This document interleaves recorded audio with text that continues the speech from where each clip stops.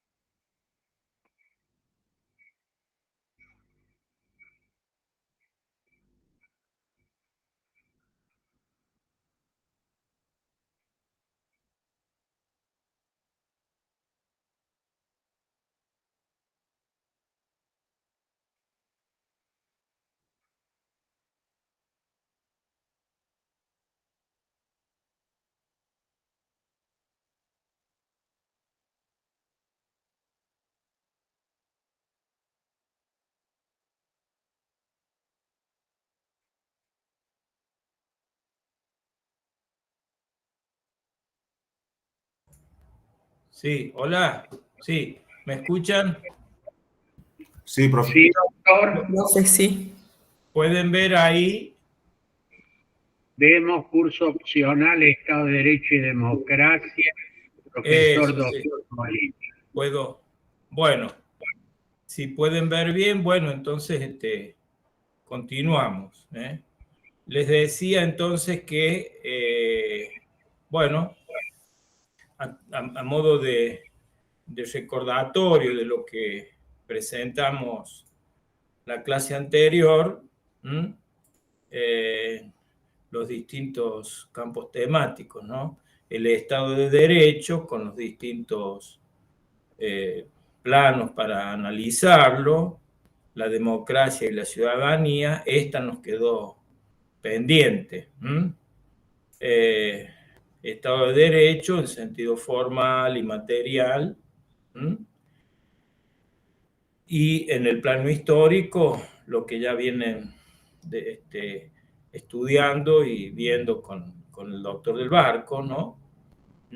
El Estado liberal, el bienestar, el de bienestar, el Estado social, los distintos conceptos, ¿no? El origen del Estado de Derecho como la oposición al Estado absolutista, y a partir de allí todo su desarrollo, y como les decía, históricamente, por supuesto, la dinámica del Estado de Derecho supone considerarlo en sus significaciones, en sus transformaciones, y en su contenido, no solamente en su forma, sino en su contenido, con las nociones de democracia y ciudadanía, como dice ahí, como imperativos para la construcción social contemporánea. También recordando que es consustancial al Estado de Derecho el ideal republicano, la separación de poderes y ese sistema de peso y contrapeso. Después lo otro que parece interesante, que hemos mencionado, es el tema de los regímenes políticos contemporáneos, ¿sí? Tomando algunos elementos de análisis ahí para de alguna manera caracterizar e identificar algunos criterios, argumentos para observar un sistema de convivencia, un régimen político que es aplicable, por supuesto, a cualquier escenario, local, nacional o internacional. Porque, insistimos, no solamente se refiere a la forma, sino también a su contenido.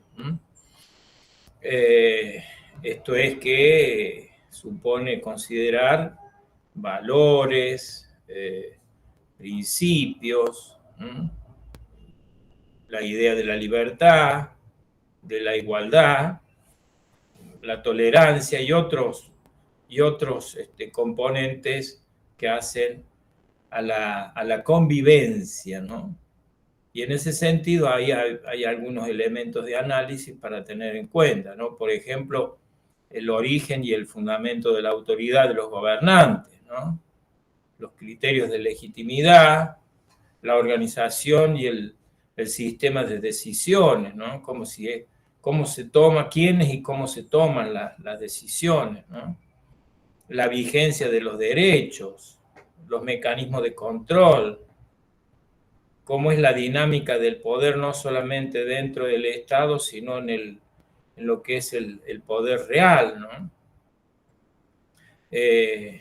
La composición ideológica, si hay pluralismo, en fin, una serie de aspectos que le dan contenido a la vida en sociedad, a un régimen político, en definitiva. Y ahí, como regímenes políticos, yo tomé ahí una clasificación, una tipología muy clásica, digamos, ¿no? Para distinguir sobre todo a la democracia, ¿sí? de otros regímenes como el autoritarismo o el totalitarismo, que sería como la contracara, una postura mucho más extrema, ¿no?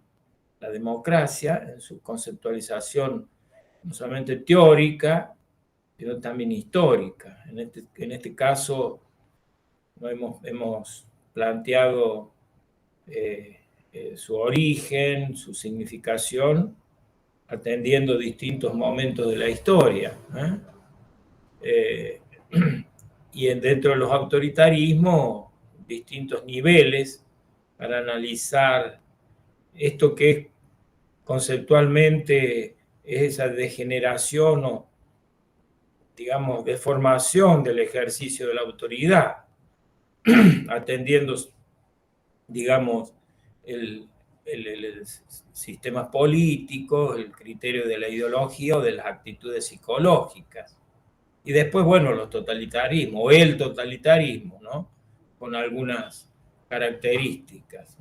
Esto entonces como contexto dentro del cual se desarrolla la vida política, particularmente la dinámica de un Estado de Derecho, y va de suyo entonces la cuestión de la democracia y la ciudadanía como conceptos integrados. Y ciertamente la participación ciudadana ahí aparece como una práctica política, como dice ahí, propia de las democracias contemporáneas. Bueno, a partir de allí entonces podemos considerar en unos minutos, porque después, bueno, el texto va a estar a disposición. Conceptualmente la ciudadanía, yo tomo ahí de un autor Velasco, que sostiene que la ciudadanía aparece como una categoría multidimensional, en tanto supone un concepto legal, es un ideal político igualitario y hace... hay una referencia normativa respecto a lo que significa la ciudadanía.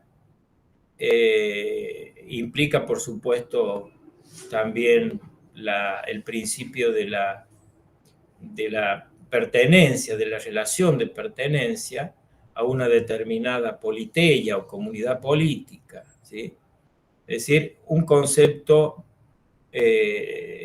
legal, pero también supone una práctica política. Así hay una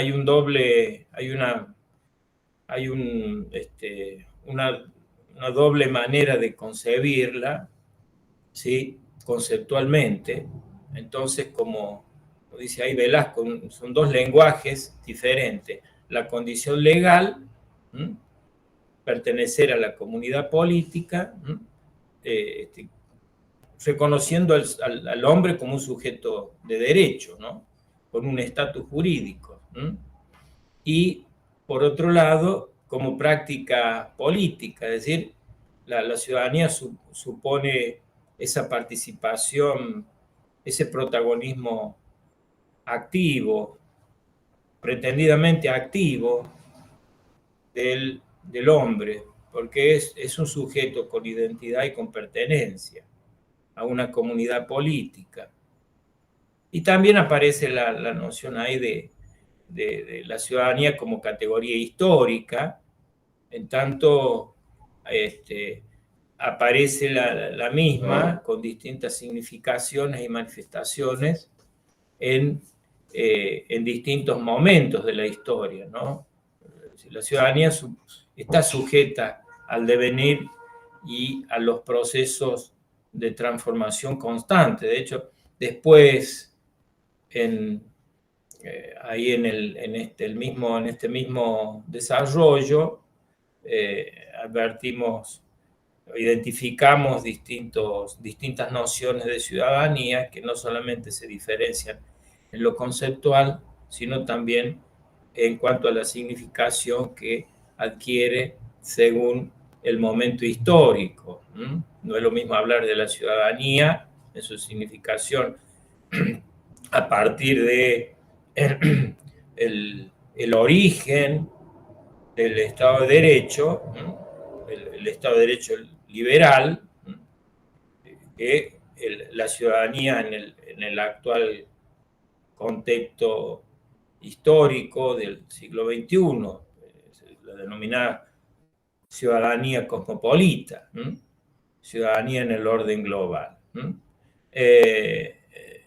Entonces, la ciudadanía, entonces, supone en su estudio, digamos, dar cuenta de sus consecuencias, entonces, no solo en el plano jurídico, también en el sociopolítico, pero también se agrega, aunque no, lo comunicacional, a partir de la implicación o la relevancia que tiene hoy el presente tecnológico, el surgimiento de nuevos espacios para el protagonismo del ciudadano y el desarrollo también de la vida social y política, ¿no? En las distintas dimensiones, entonces la ciudadanía supone una consideración integral en términos de lo que significa el dar cuenta del sentido de la igualdad, de la libertad, de la superación de las diferencias, y siempre en un escenario complejo, socialmente, culturalmente complejo, en donde se manifiestan contradicciones, tensiones, ¿sí? Y entonces, por supuesto, resulta interesante, digamos, dar cuenta de estos estudios acerca del contenido del Estado de Derecho, particularmente en lo que es la cuestión de la democracia, pero también de la ciudadanía. Y la participación ciudadana, entonces, aparece como una noción central, porque supone una práctica política, digamos, y que implica, digamos, que la ciudadanía es ejercida, digamos, por un sujeto, un actor, digamos, que pretende ser reconocido, ¿no? Y pretende ser protagonista eficaz, digamos, de los procesos sociales y políticos, ¿no? Bueno, y la participación, ahí yo tomo de una autora, Marisa Revilla, parece interesante este concepto, dice que son todas las acciones ciudadanas que permiten la intervención de los ciudadanos en la producción del orden democrático, ya sea introduciendo valores, demandas o temas de agenda política, y también influyendo en quién, cómo y sobre qué se decide, o adoptando estrategias directas para resolver el conflicto. Es decir, de lo que se trata es de considerar o situar al hombre como sujeto activo de la vida política, ¿sí? Y que es lo que algún autor también le llama el ser ciudadano, que implica incidir efectivamente en los procesos decisorios. Entonces, la participación supone ese doble proceso convergente entre el actuar del sujeto que demanda, que pretende ser reconocido, ser incluido, y en su correspondencia la acción del Estado o desde el Estado,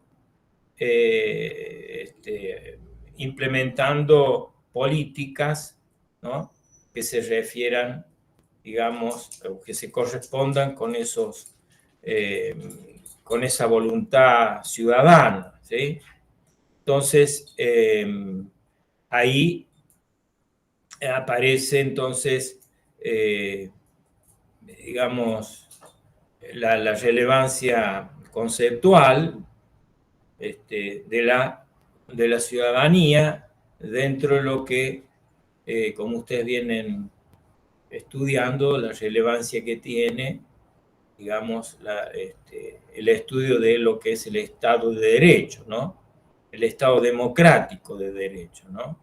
Y en clave histórica, y con esto voy terminando, simplemente decirles que las nociones de ciudadanía, ¿sí?, ciertamente suponen que que hay nuevas referencias teóricas que de alguna manera tienden a sostener el planteo de Thomas Marshall, ¿no? Y que, como dice Bauman, aquel autor muy contemporáneo, ¿no? Que habla de la sociedad líquida, estas nuevas consideraciones o reformulaciones sobre las nociones de ciudadanía, si bien toman como referencia el planteo de Marshall, quien plantea la idea de ciudadanía como un estatus de pertenencia de los sujetos a una determinada comunidad política, en ese sentido sostiene que la idea de ciudadanía se refiere a un conjunto de derechos y que se van generando a partir del reconocimiento estatal, ¿no? De lo que resulta considerar ahí la generación de derechos, ¿no? Una primera generación de derechos con los derechos civiles y políticos, como ustedes saben, y después la segunda generación, la de los derechos sociales y económicos, en correspondencia a esto con el desarrollo del Estado, del Estado de Derecho en sus distintas versiones, ¿sí? Entonces, las nociones de ciudadanía supone, en clave histórica, considerar sus reformulaciones, esto es, sus significaciones. Y estudios recientes precisamente dan cuenta de la propagación, digamos, de la idea de ciudadanía, sobre todo con este nuevo, como ustedes vienen estudiando también, este nuevo escenario que es el orden, este nuevo orden global, ¿no? Y como todo proceso de escenario de transformación, digamos, ello de alguna manera implican reformulaciones teóricas y nuevas derivaciones en distintos planos de estudio, digamos, de investigaciones sobre determinadas problemáticas, ¿no? Es así que aparecen respecto de la idea de ciudadanía diferentes maneras de abordar estas reformulaciones, que por un lado ha traído bastante confusión, ¿no? ¿Sí? Pero por aquello de que como categoría histórica supone distintas significaciones y manifestaciones en distintos espacios, ¿sí? Lugares. Pero por otro lado, bueno, ha habido también, de alguna manera, en distintos estudios y expresiones, aportes que se han realizado desde las distintas teorías e investigaciones, ¿sí? Ha habido interesantes aportes para, de alguna manera, entender o tratar de explicar las nuevas maneras, las reformulaciones o las nuevas maneras de entender esta idea de ciudadanía en el mundo actual y contemporáneo, ¿no? Entonces ahí yo tomé, y esto lo voy a dejar, simplemente lo voy a dejar presentado, yo tomé ahí de dos autores, Horace Miralles y Benítez Prudencio, ¿no? Quienes, a partir de allí, existen diversas nociones de ciudadanía, desde la liberal, cada uno con sus presupuestos, digamos, con sus caracterizaciones, que sería como la que se corresponde con la primera versión, digamos, si ustedes quieren, en clave histórica, con la primera versión del Estado de Derecho, ¿no? La noción liberal de ciudadanía, que tiene, entre otros, digamos, presupuestos por supuesto, la idea de la libertad, que supone considerar al hombre, digamos, como un ser autónomo, competitivo, independiente del Estado, la idea del individualismo, ¿no? como un componente fundamental, ¿no? La idea de la participación política, como una construcción a partir de reconocerle al individuo, digamos, esa autosuficiencia, y el rol neutral del Estado, ¿no? Después la idea de la ciudadanía republicana, ahí aparecen autores como Quentin Skinner, la misma Hannah Arendt, ¿sí? Que si bien tiene alguna vinculación con el liberalismo,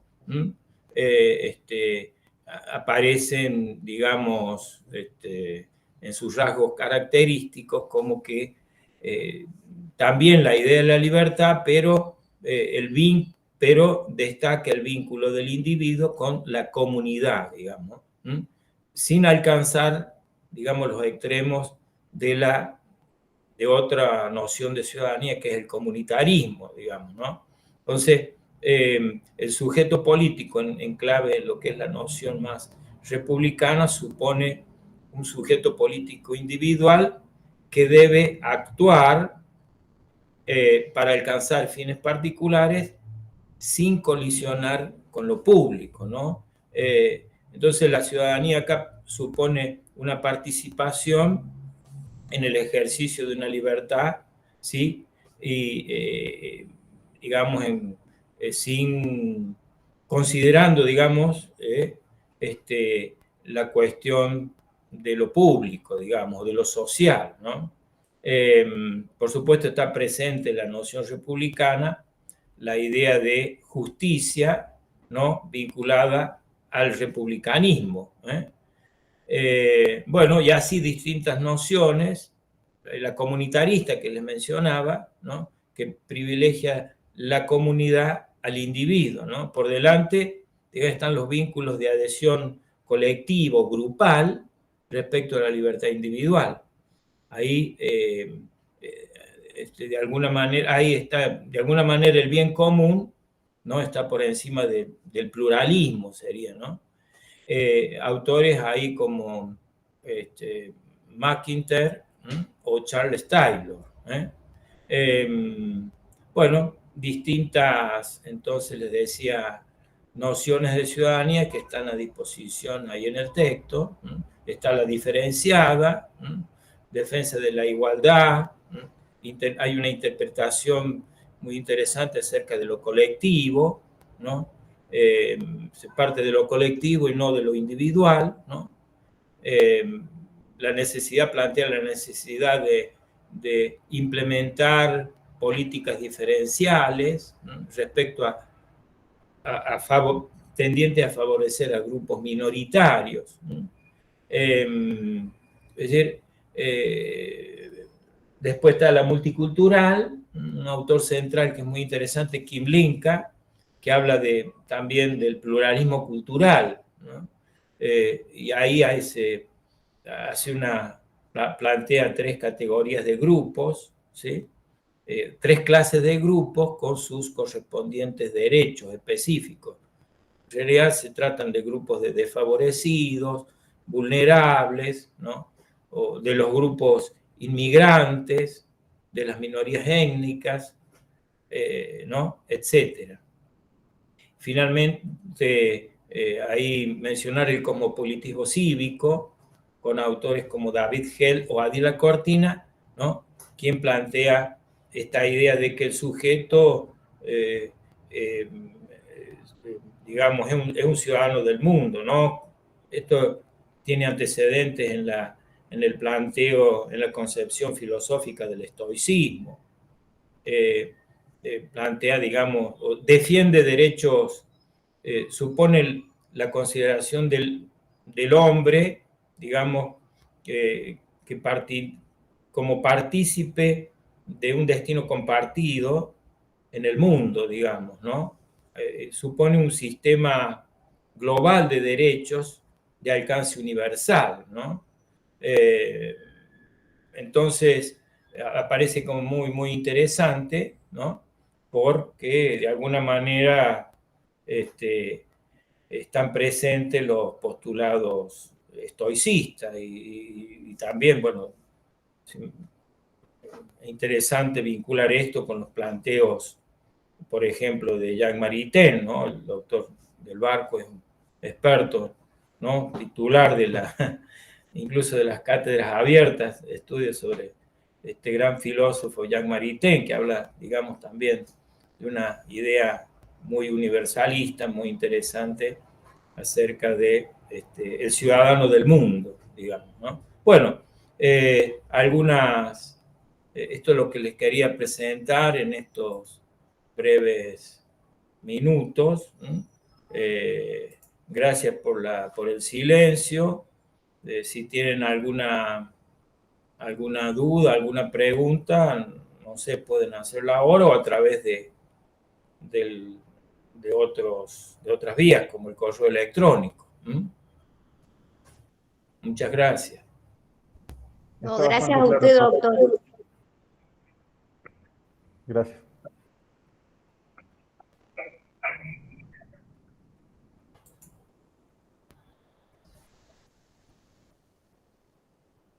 Bueno, ahí el profesor les ha pedido si hay algún pedido de aclaración o comentario, pueden hacerlo ahora.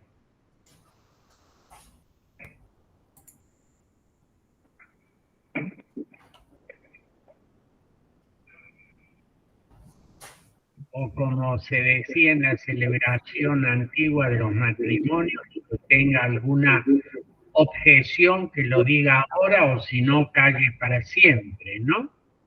Sí, seguramente hay muchos temas esa es la idea, doctor, para conversar, para intercambiar opiniones. Se ofrece la palabra, jóvenes. A mí personalmente me quedaron muy claros los conceptos. Incluso la clase pasada la terminé de ver esta mañana, entonces los tenía más o menos frescos y se había entendido bastante bien. Había tomado nota justamente de la presentación del profe, de todo lo que era democracia y ciudadanía y participación ciudadana, entonces ha quedado bastante claro de mi parte. Gracias, Esteban. ¿Algún otro comentario?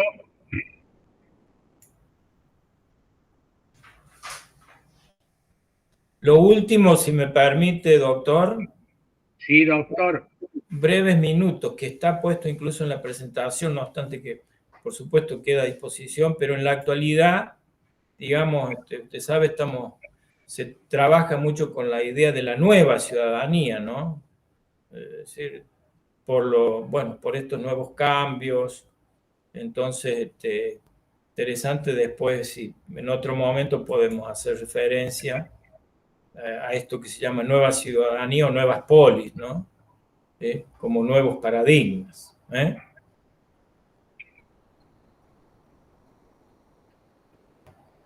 Simplemente eso.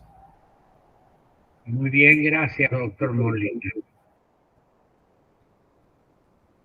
Bueno, como ustedes ven, en el desarrollo de la clase anterior y la del día de hoy, el tema que aparece, reaparece y permanece, es la idea de participación. O sea, el ciudadano como parte activa de la ciudad, de la polis, y no como un sujeto que simplemente acata órdenes. Es por eso que volvemos a este texto que yo les había dado como trabajo de Lavoisier, donde aparece hace muchos siglos, 5 siglos, esta idea de que el que manda ejerce sobre los súbditos un poder que se basa en, y ahí viene el título, en la servidumbre, y el adjetivo de esa servidumbre, que es clave para el trabajo, es voluntaria. Voluntaria. Por eso es que vamos a compartir ahora lo que han hecho los alumnos. Hasta el momento, Esteban, que mandó y está ya puesto en el grupo de WhatsApp, y el trabajo de Jerónimo y los alumnos más que lo han hecho en forma de video. Así que si hay alguien más, también les voy a pedir que comencemos a compartir, así lo analizamos entre todos este aporte que han hecho. Comencemos por el que ustedes quieran.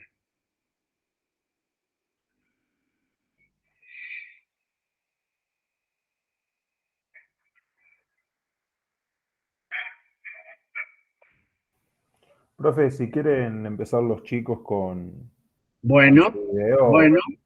A ver, Jerónimo, ¿estás listo para compartir tu trabajo audiovisual?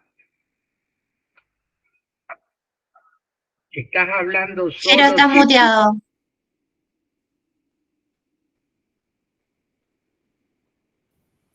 Decía que no lo tengo en la compu y que no sé si puedo compartirlo por el celular.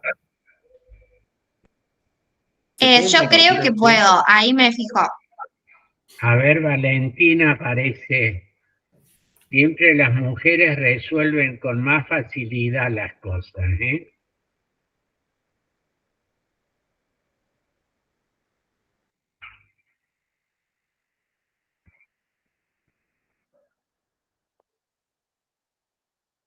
Ahí estoy tratando de abrirlo. Muy bien.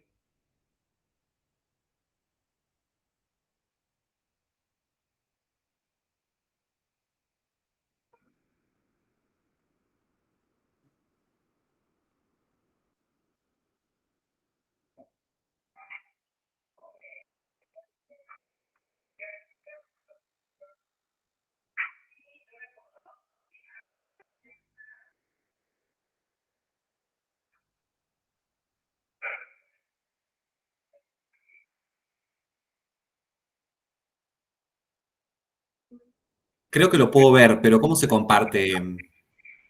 ¿Cómo se comparte? ¿En presentación? Tenés que tocar presentar a pantalla ahí. Viste que dice presentar ahora y hay un cuadradito con una flechita entre la carita feliz y la manito. Sí. Bueno, y ahí pues.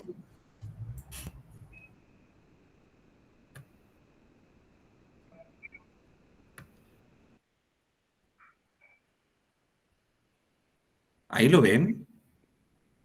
Ahí vemos Juan Jerónimo Trovero presentar y ahí aparece. A ver. Sí, ¿lo escuchan? Hola, Jero. Hola, Jero.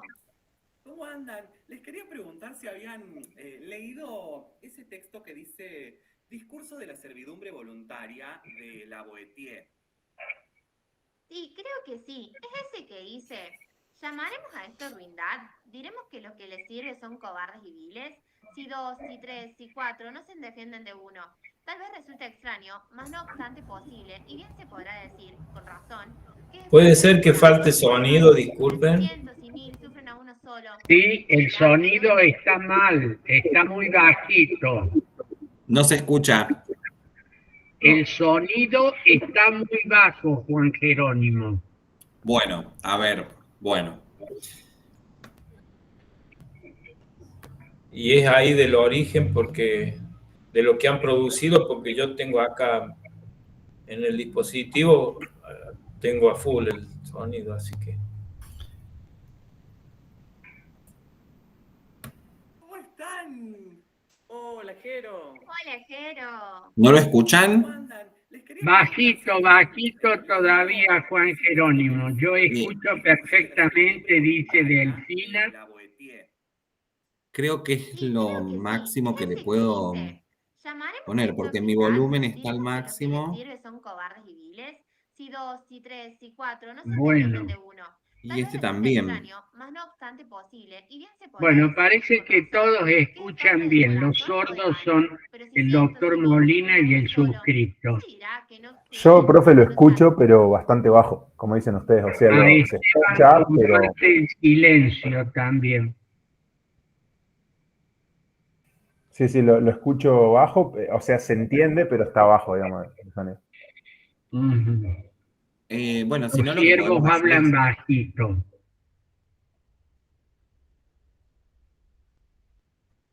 si no, lo que podemos hacer es que lo vean primero desde sus dispositivos Bueno, con... sí, sí, ahí está Valentina. Ahí, profe, estoy tratando de compartir. Bien, Valentina.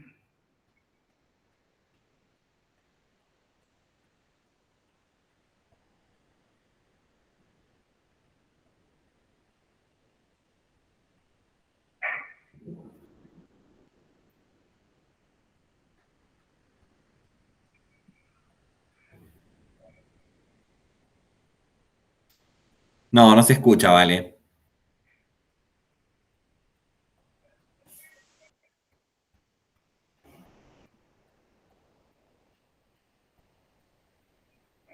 Desmuteate vos.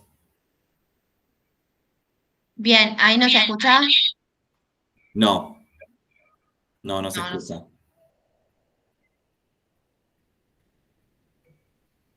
Bueno, pero si no, cualquier cosa que lo vea cada uno en desde el WhatsApp y si quieren criticarlo, se guardan las críticas malas y dicen solamente las buenas.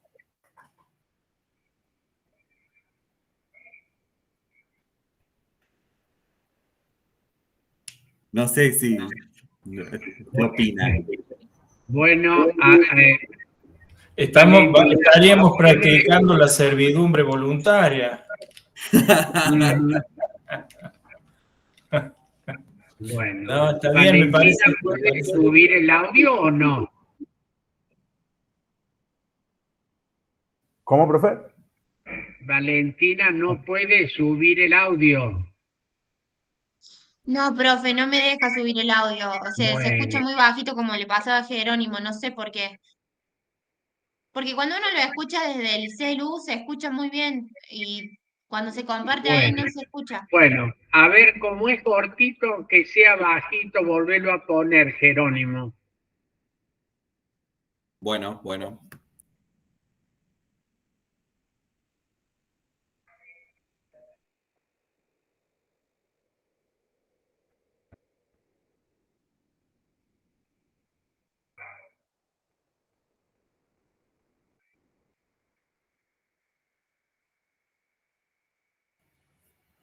A ver.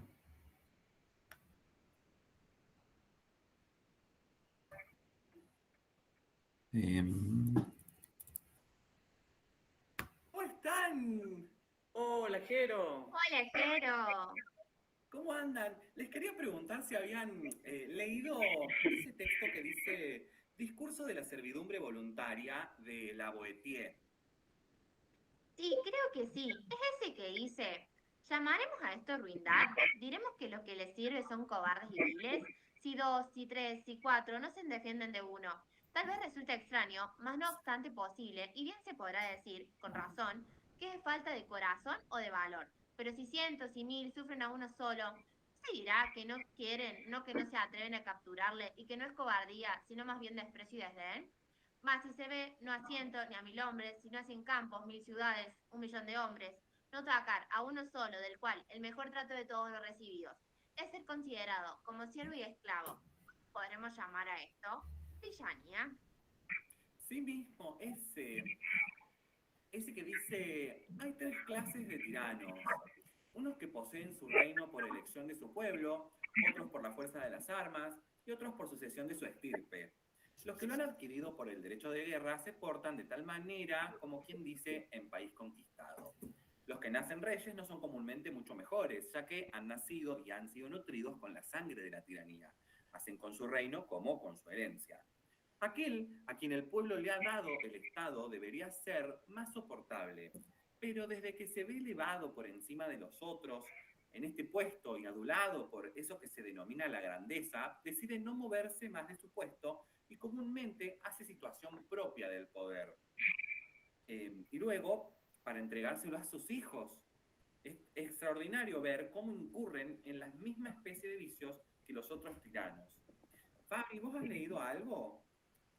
No estoy seguro. Puede ser que sea ese que dice que cómo puede ocurrir que tantos hombres, tantas aldeas, tantas ciudades, tantas naciones sufran de cuando en cuando un tirano solo, que no tiene más poder que el que se da él mismo, que no tiene más poder que causar daño, y en tanto que aquellos han de querer sufrirle y que no sabría hacerle mal a alguno, sino en tanto en cuanto prefieren mejor sufrirle que contradecirle? ¿Ese será, Jero? Es ese, sí. ¿Vieron cómo, a pesar de ser escrito hace tanto tiempo, se aplica mucho en la actualidad? Tal cual, encima en este contexto de urnas, de votación, qué actual, qué llevar a pensar y a reflexionar en el momento de emitir el voto. Exactamente, encaja perfectamente con nuestro actual Estado de Derecho y cómo el poder corrompe a las personas.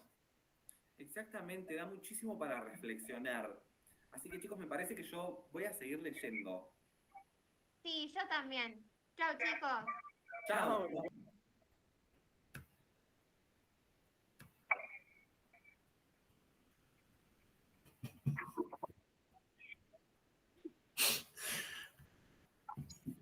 Una Bueno. actuación. Bueno, ¿pudieron oírlo? Sí, doctor. Bien. Felicito a mis compañeros. Sí, Bueno, Muchas felicitaciones. gracias. Gracias. bueno, muy bien. Vamos a escucharlo a Esteban ahora. Bueno, profe, yo lo que hice fue abordarlo, digamos, en primer lugar haciendo una introducción a lo que sería el texto. Después tomé la última parte, el cierre de lo que es el escrito, y bueno, y lo grabé en audio con una reflexión final que, bueno, ahí está en el grupo también, está en PDF después lo que leí, digamos. A ver si se escucha, lo voy a tratar de hacer desde acá.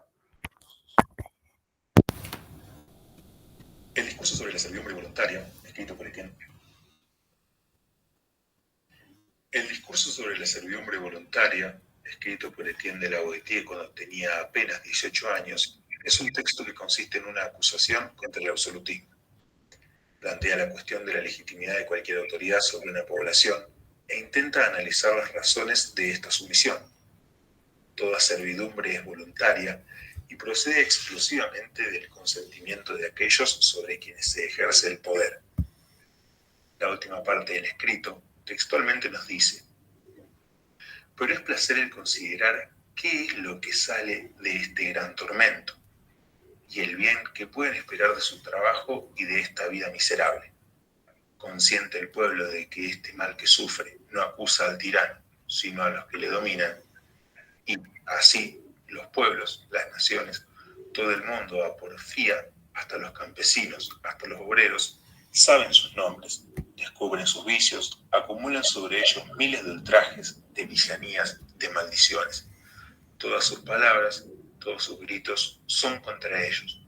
Todas las desgracias, todas las pestes, todas las hambres, a ellos se les achacan. Y sí, alguna vez les hacen aparentemente algún honor. En cambio, íntimamente les maldicen de corazón y les tienen un horror más grande que a las bestias salvajes. He aquí la gloria, he aquí el honor, que reciben por sus servicios a las gentes, las cuales, cada uno de los individuos, desearían un trozo de sus cuerpos y no estarían con ello, a mi parecer, satisfechos, ni a medio saciar de sus dolores. Pero ciertamente, aún después de muertos, los que vienen luego no son nunca tan perezosos que en el nombre de estos tragapueblos no sea ennegrecido por la tinta de 1000 plumas, y su reputación destruida en 1000 libros, y los huesos mismos, por así decirlo, arrojados a la inmundicia por la posteridad, castigando, aún después de la muerte, su perversa vida. Aprendamos, pues, alguna vez, aprendamos a orar bien, elevemos los ojos al cielo, por nuestro honor, por amor a la misma virtud, a Dios Todopoderoso, testigo seguro de nuestros actos y justo juez de nuestras faltas. Por mi parte pienso, y no estoy equivocado, que no hay nada tan contrario a Dios, tan liberal y generoso como la tiranía, y que Él reserva aquí abajo especialmente para los tiranos y sus cómplices algún castigo singular. De esta manera, el autor, a través de su obra, nos invita a reflexionar. No debemos permanecer callados ante los abusos de quienes ejercen el poder. Y como ciudadanos, tenemos la responsabilidad de hacer respetar nuestros derechos y combatir contra quienes quieren avasallarlos. Eso fue lo que grabé y bueno, después está plasmado en el PDF. Muy bien, gracias Esteban. ¿Algún otro alumno ha elaborado algo ya?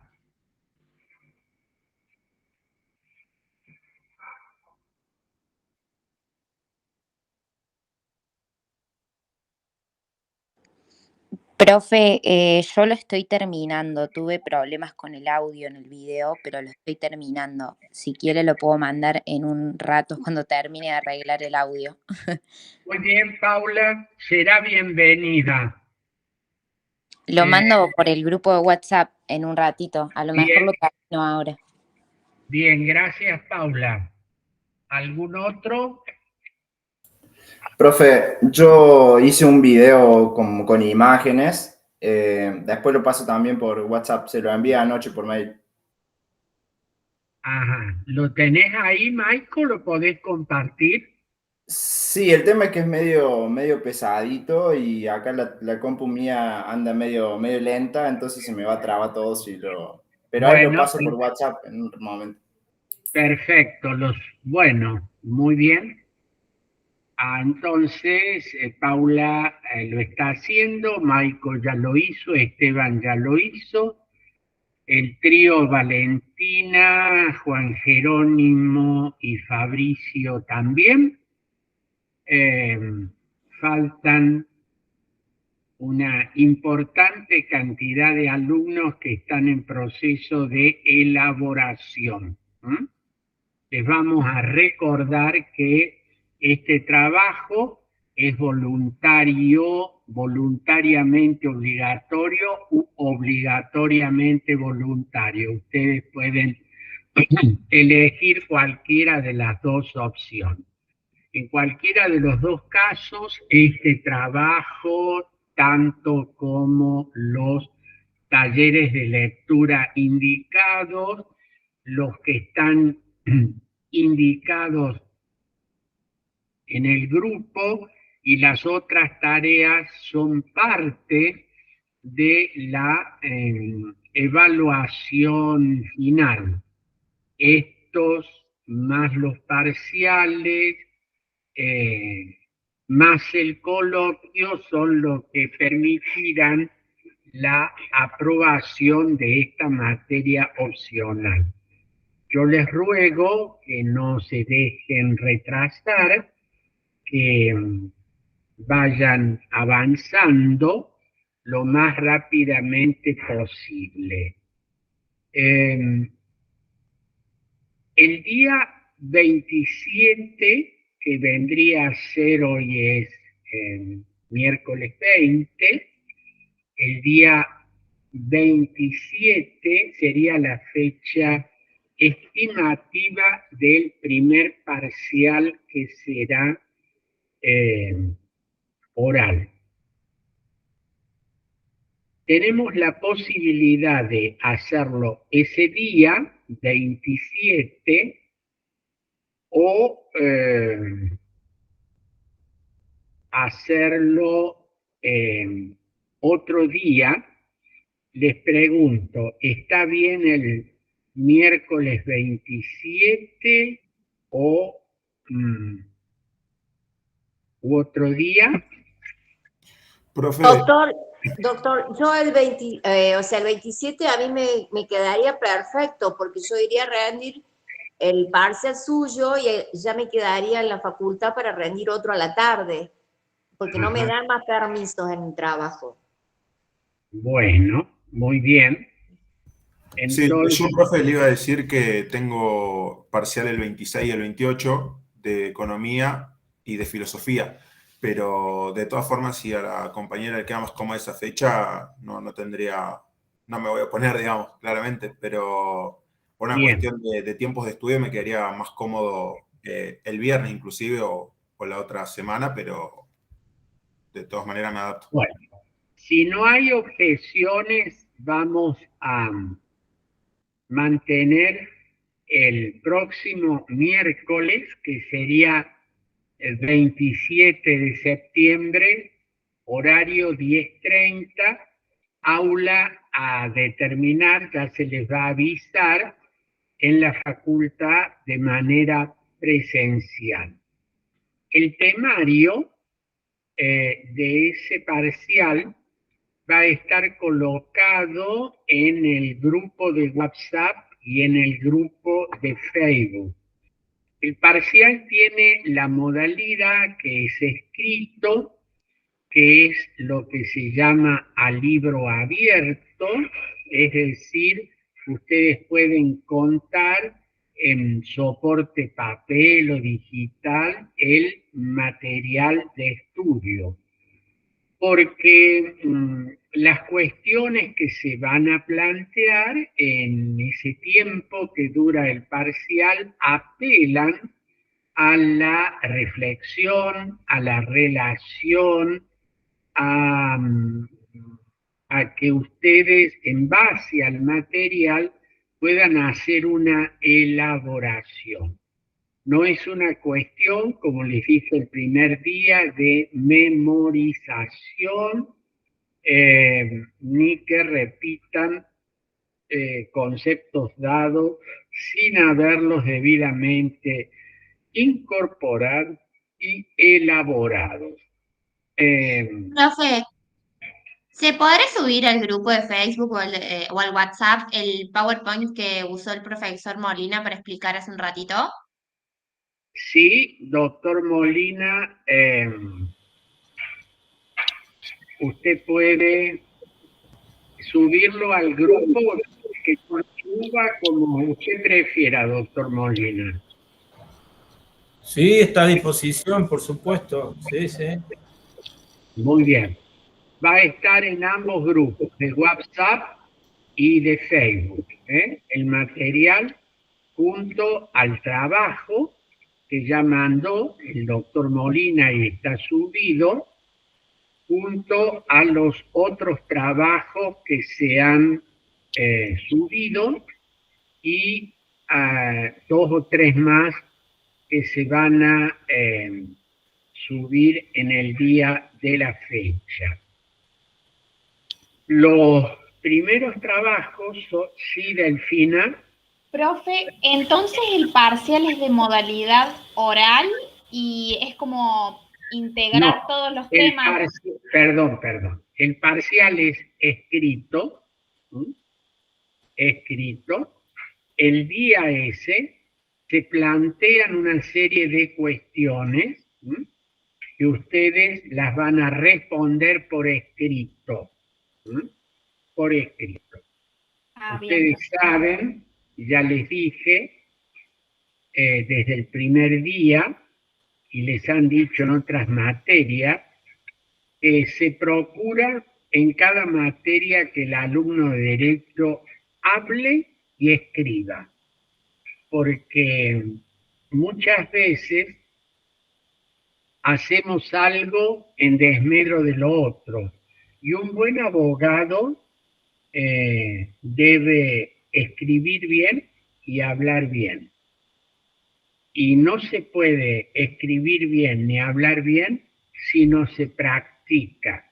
Por eso es que en las clases que si tenemos esta modalidad virtual, les pedimos siempre que ustedes intervengan, que comenten, que participen, porque a hablar se aprende hablando y a escribir se aprende escribiendo. Lo que tiene en esta modalidad del parcial a libro abierto es que se apela no a la memoria del alumno, qué sé yo, por ejemplo, no le preguntamos, defina el concepto de ciudadanía global, por ejemplo, que acaba de explicar el doctor Molina, porque van a tener el trabajo de Molina donde define lo que es ciudadanía global. Las cuestiones que le vamos a plantear tienden a que, en base a ese material que ustedes están teniendo, leyendo, revisando, puedan reflexionar, puedan relacionar, puedan sacar conclusiones. Esta es una tarea personal, esta es una tarea de reflexión, esta es una tarea de elaboración. No es a partir de cero, no es a partir de la nada. No dice alguien, bueno, a mí me parece, a mí se me ocurre tal cosa porque se me ocurre, sino que debe dar fundamento. Allí tienen los fundamentos. Pueden disentir, pueden compartir, pueden comparar. Todas estas acciones, comparar, reflexionar, relacionar, concluir, etcétera, son tareas de elaboración personal, en base a la reflexión. Esta es la modalidad del parcial a libro abierto, que ya lo implementamos en las materias opcionales que dimos en el primer cuatrimestre y que la experiencia nos ha indicado, está el testimonio de los alumnos, que les ha sido útil, que les ha sido conveniente. Y también pensamos que el parcial es un momento de ese proceso de enseñanza-aprendizaje. Es decir, que en el parcial también el alumno está aprendiendo.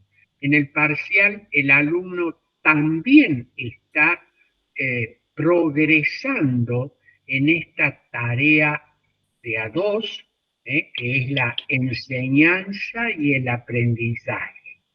No es un momento que esté aislado del resto, no es una especie de moneda que se tira al aire y que cae cara o seca, es decir, aprobado o reprobado. O como suelen decir ustedes, aprobé el parcial. O cuando le fue mal, dice, ¿qué te pasó? Me reprobó el profesor. O sea, la reprobación está a cargo nuestra, la aprobación está a cargo de ustedes. No, acá la tarea es común, la tarea es de profesor y alumno, explicamos, proponemos, escuchamos, estimulamos a que ustedes piensen con su propia cabeza, que sean creativos. Claro, alguno alguna vez es un alumno de ficción, ¿no? Ustedes me dijo, bueno, como somos creativos, profesor, no vamos a basarnos en ningún texto, en nada que nos condicione, sino que vamos a decir lo que se nos venga ocurriendo en nuestra cabeza. Bueno, le digo, va a perder la cabeza pronto cuando usted ejerza la profesión abogadil, porque no va a poder decir en una demanda, en un alegato, en un ofrecimiento de prueba, a mí se me ocurre tal cosa, no me importa qué diga la ley, qué diga la jurisprudencia, qué diga la doctrina. No, creatividad no es a partir de la nada. Ustedes saben, sin hacer acá teología, que solo Dios es creador, porque lo hace a partir de la nada. Nosotros no creamos, sino que nuestra creatividad es una elaboración a partir de lo dado. Es decir, si nosotros partimos de la nada, ¿sabe qué obtenemos? Nada.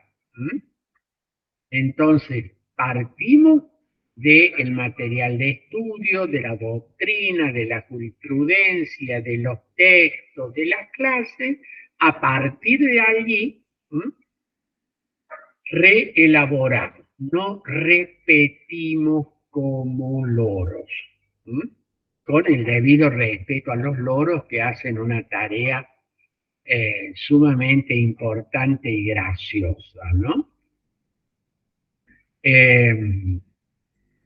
Bien, explicado todo esto, definido la fecha de nuestro parcial, que será el día 27 de septiembre, hora 10:30, solo falta designar el aula, nos estaremos viendo allí. En cuanto a, y esto es lo que voy a agregar en la clase de hoy, hay un conjunto de textos que giran en torno a este concepto que comenzamos a desarrollar antes de la primera clase del profesor Molina, que es el concepto de democracia, que fuimos complejificándolo a partir de que este gobierno del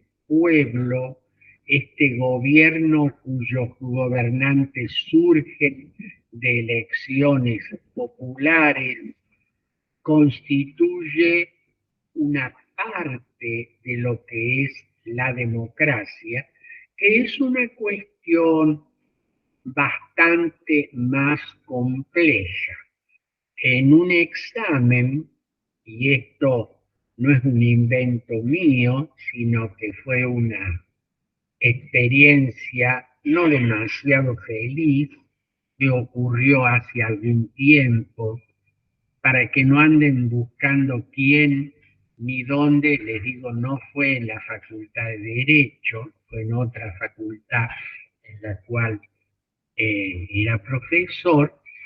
El tema que le había tocado al alumno era este, democracia. Y entonces, con mucha soltura, dijo, bien, democracia, palabra que viene del griego, demos pueblo, kratos gobierno, la democracia es el gobierno del pueblo. Punto, y luego silencio. Bueno, le digo, continúe. Bueno, profesor, dice, demos pueblo, kratos gobierno, democracia es gobierno del pueblo. Bueno, le digo, ¿y ahora qué más quiere que le diga? Pues que explique de qué se trata, le digo. Ah, y así era la cosa, dice. Y tenía apuntado en un papelito esta expresión que había oralizado, que era como una especie de ayuda a memoria que tenía. O sea, el título, el origen griego de la palabra, y aquí había acabado todo. ¿Qué más quiere que le diga? Todo, le dije, porque en realidad no ha dicho nada. Entonces, más allá de que esto que parece una broma, no fue ninguna broma porque terminó en una pequeña tragedia, se imaginará de nuevo. ¿Qué te pasó? Me aplazó el profesor. Bueno, Entonces, esto tiene mucha complejidad y ha ido desarrollándose, y es lo que tratamos de plantear en los trabajos que he elaborado y pongo a disposición de ustedes. En los minutos que nos quedan de clase, voy a tratar de plantear una cuestión vinculada a los adjetivos que se le colocan a la democracia. Ustedes saben que, vamos por lo primero, se suele hablar de democracia directa y democracia representativa. Dos primeros adjetivos. Se nos ha dicho, yo diría casi hasta el hartazgo, que en su origen histórico, la antigua polis ateniense, la democracia era directa, es decir, el demos, el pueblo, participaba en una asamblea, eclesía en griego, que se daba en la plaza pública, donde se discutían los temas que estaban en debate referidos a la ciudad y allí se decidía. Eran los ciudadanos los que debatían y tomaban las decisiones que hacían al gobierno de la ciudad. En realidad, esto es una suerte de visión más simplista de lo que en realidad ocurría, pero básicamente podemos decir que así era. Y de inmediato se señala que en el decurso de la historia, llegado hasta nuestros días, nuestras polis, nuestras ciudades, constituyen por número una cantidad muy superior a aquel ejemplo histórico y por tanto resulta materialmente imposible pensar una democracia, salvo rarísimas excepciones, de esa naturaleza. Y acá aparece esto que desde hace poco más de 2 siglos y medio, constituye la versión moderna de la democracia representativa. No es ya el pueblo, repito el texto de la Constitución Histórica Argentina, que no delibera ni gobierna, sino a través de sus representantes. Y aparece este mecanismo en el que el pueblo elige a aquellos que en su nombre realizarán la tarea de gobierno y aparece la democracia representativa. Bien. Esto nos lleva a otra serie de denominaciones que en los últimos tiempos, en las últimas décadas, ha ganado mucho lugar en el debate teórico y en la praxis política. Un adjetivo nuevo que se le coloca a la democracia. ¿Cuál es? El de democracia participativa. Bien, aquí se dice no es suficiente la democracia representativa, sino que hace falta que el pueblo, el demo, participe de una manera más activa en la gestión de gobierno. Y acá viene una cuestión compleja. Yo trato simplificadamente de decir esto de la siguiente manera. El concepto de democracia participativa, que en cierta medida es un retorno a la democracia directa, puede ser entendido de dos maneras. Democracia participativa como sustitución de la democracia representativa o democracia participativa como ampliación y complemento de la democracia representativa. Esto va a tener esta distinción que planteo una cuestión práctica muy importante. Cuando se plantea la democracia participativa como sustitución de la democracia representativa, se vuelve a colocar al pueblo, al demos, como decisor directo en las cuestiones de gobierno.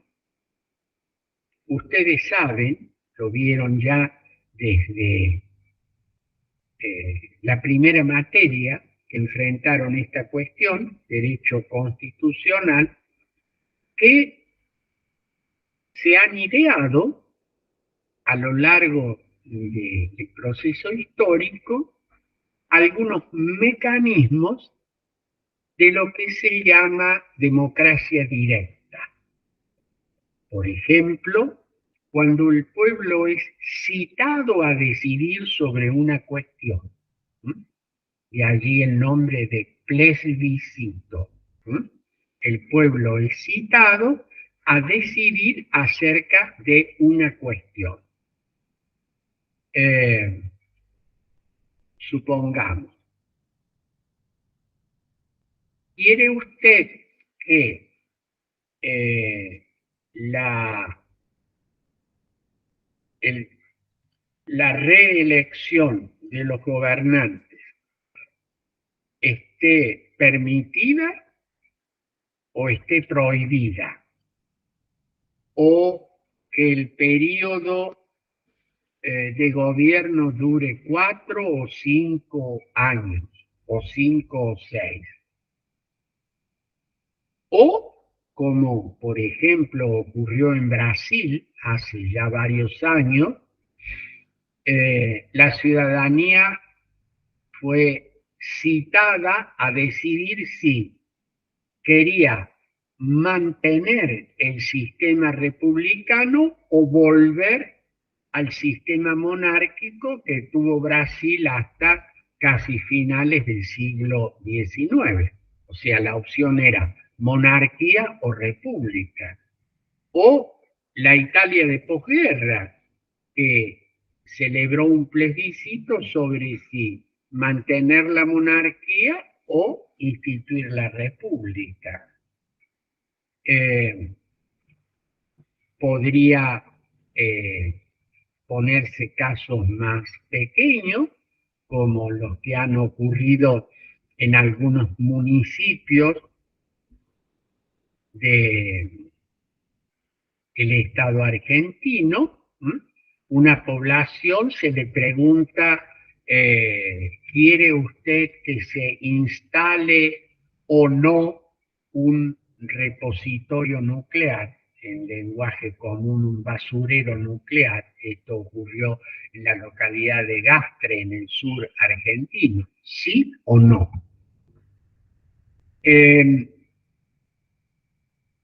¿Quiere usted que la empresa de telefonía sea estatal o no? Esta citación al pueblo, plebiscito, o esos otros mecanismos como aprobar o desaprobar una ley que aprobó el Parlamento, o destituir funcionarios, el mecanismo de la revocatoria, son instrumentos de la llamada democracia directa, o como se nos decía, semidirecta, porque en realidad eran mecanismos que se daban dentro de un contexto de democracia representativa. En los últimos años han surgido voces favorables a este concepto de democracia participativa, que buscan, teóricamente, maximizar la presencia del pueblo en la toma de decisiones, pero que en esta visión que tiende a sustituir, aminorar o eliminar instituciones representativas, se da una verdadera paradoja. En nombre de una mayor participación del demos, democracia participativa, se termina conformando un gobierno en el cual el gobernante termina siendo el decisor que en nombre del pueblo, cuya voz él expresa, toma las decisiones. Entonces decimos lo siguiente: cuando la democracia participativa es entendida como una sustitución de la democracia representativa,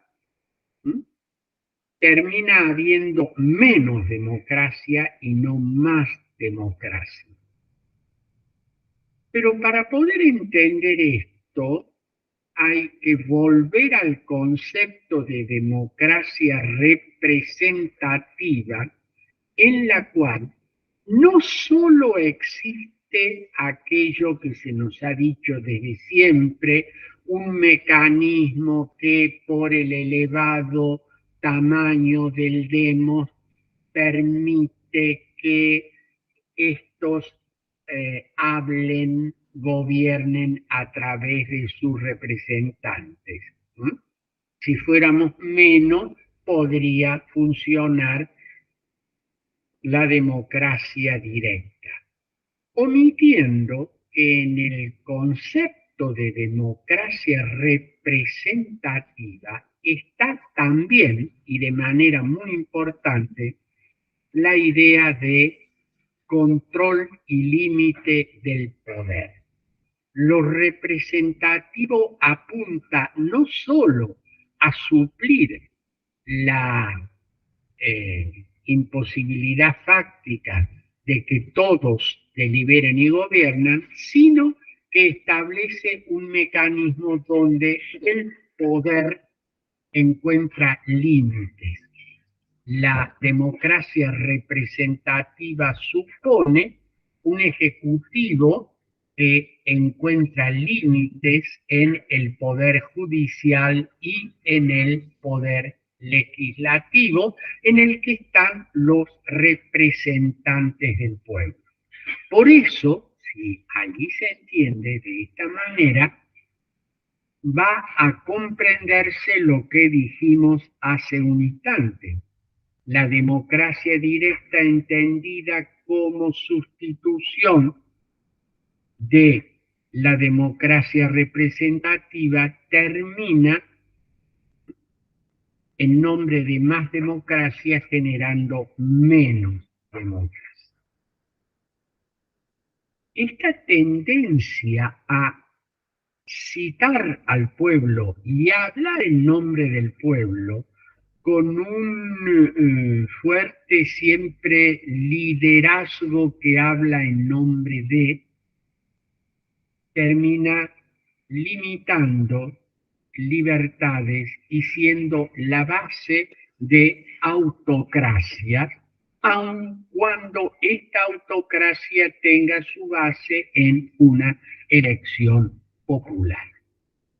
Ustedes van a poder oír un podcast que está tomado de un trabajo elaborado por la Fundación Adenauer, va a estar subido en ambos grupos, esto que acabo de decir, y que va a formar parte del material de estudio para el parcial.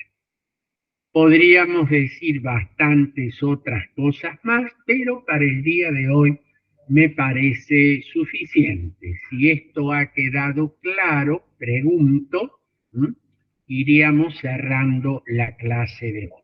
Pregunto, ¿ha quedado claro lo que hemos dicho? Sí, profe, todo muy claro. Bien.